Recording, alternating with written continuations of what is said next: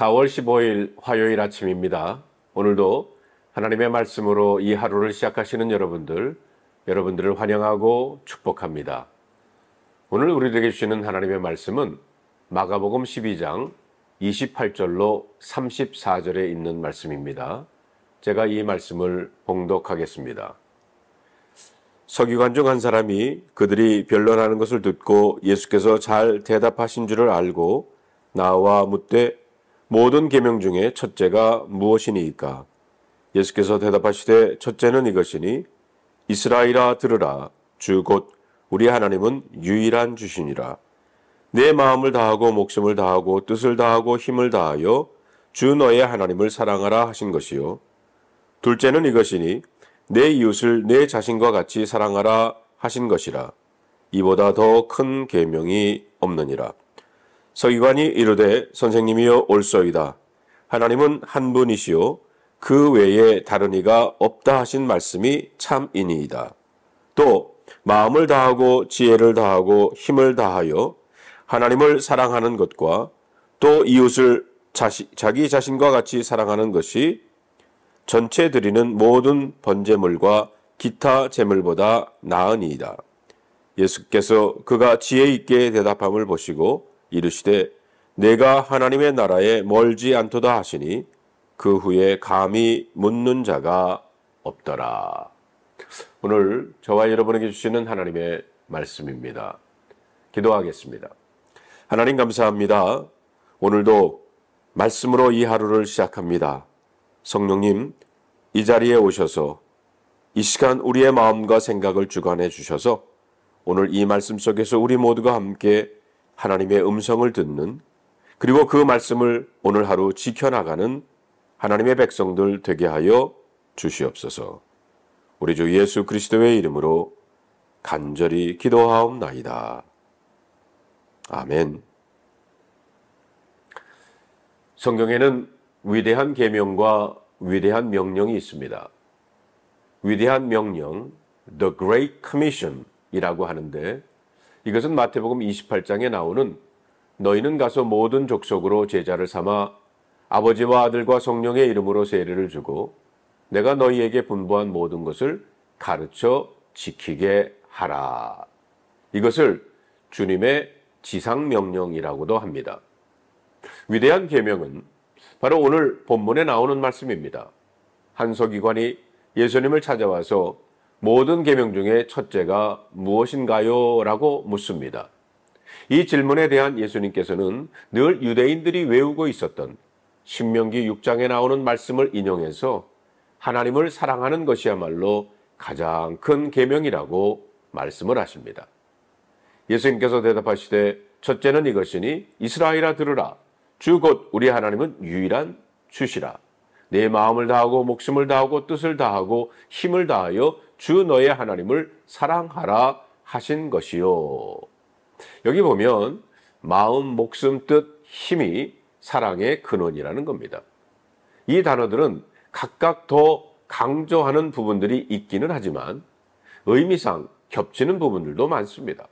마음은 우리의 생각, 판단, 결정의 중심을 말하는 것이고, 목숨은 혼, 사람의 내면의 자체, 감정의 중심을 말하는 것이고요. 뜻은 의지의 중심이고요. 힘은 능력을 뜻합니다. 하지만 여기서 핵심은 다에 있다고 생각합니다. 마음, 목숨, 뜻, 힘의 구분에 있지를 않습니다. 강조는 다, 즉 모두에 있다는 겁니다. 우리의 생각, 감정, 의지, 능력의 모든 것에서 하나님에 대한 사랑이 나와야 한다는 겁니다. 단지 지식적인 사랑, 단지 감정적인 사랑, 단지 의지적인 사랑, 혹은 단지 겉으로만 보이는 사랑이 아니라 다, 즉 all in 하라는 것입니다. 그러면서 둘째는 이것이니 내 이웃을 내 자신과 같이 사랑하라 하신 것이라. 이보다 더 큰 계명이 없다고 하셨습니다.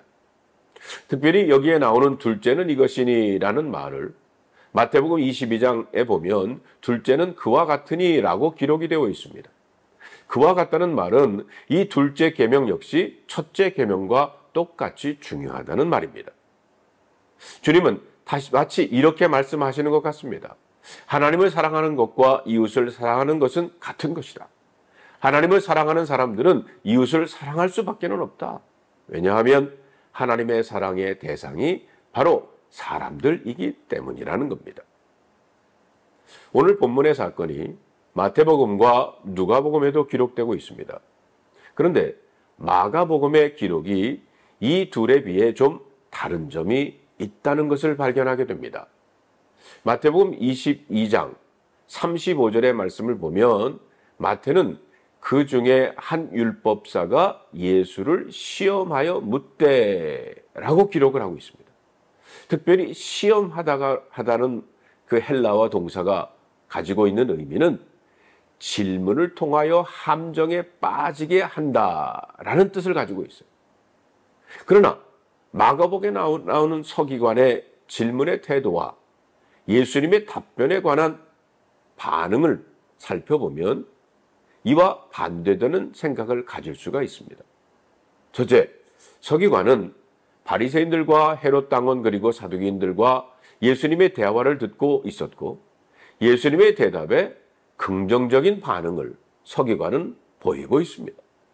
그래서 마가는 서기관이 예수께서 잘 대답하신 줄을 알고 나와 묻되 이렇게 기록했어요.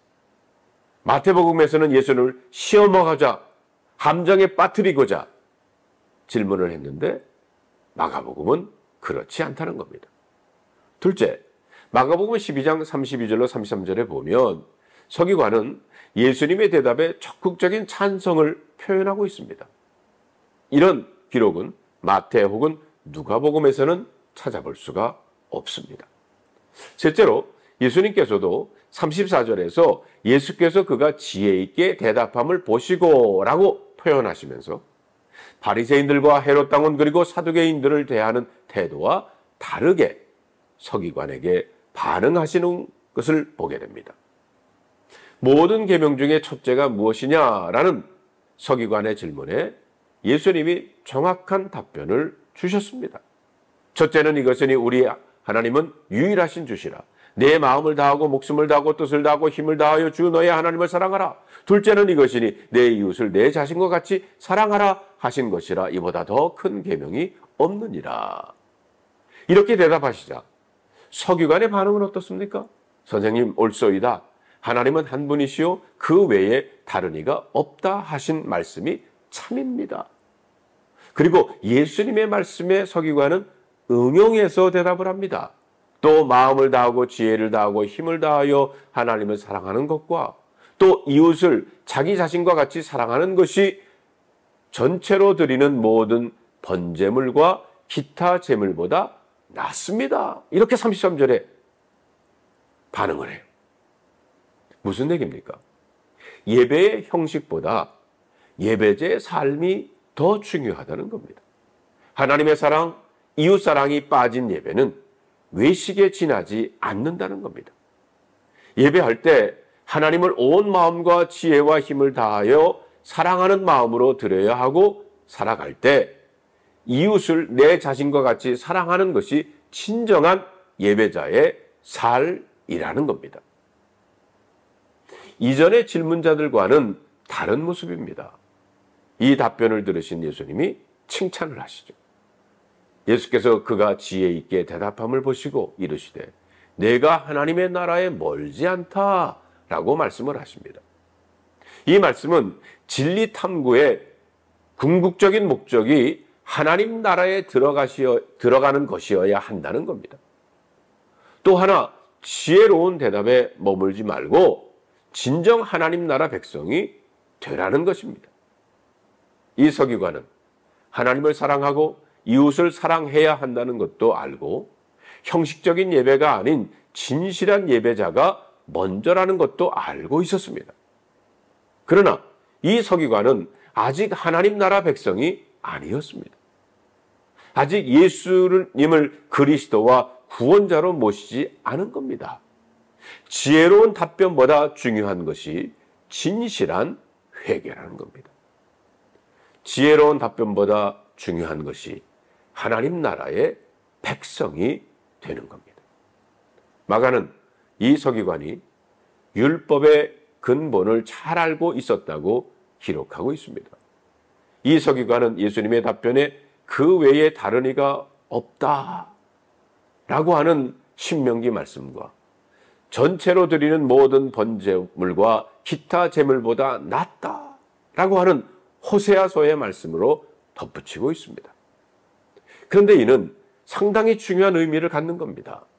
여러분, 이 대화가 바로 성전이 있는 예루살렘에서 이루어지고 있기 때문입니다. 서기관의 대답은 성전 제사를 부정하는 것은 아니지만 성전이라는 건물보다 보이지 않는 하나님이 중요하고 제사를 드리는 것보다 이웃을 사랑하는 것이 중요하다고 하는 핵심적인 가르침을 제시하고 있기 때문입니다. 마가는 예수님뿐 아니라 이 서기관의 입을 통해서 바른 율법관을 전해주고 있습니다. 마가는 이를 통해서 정직하게 율법을 공부한다면 서기관이라도 예수님의 가르침에 동의하지 않을 수 없다는 사실을 보여주고 있는 겁니다. 예수님은 새로운 가르침을 주신 것이 아니었습니다.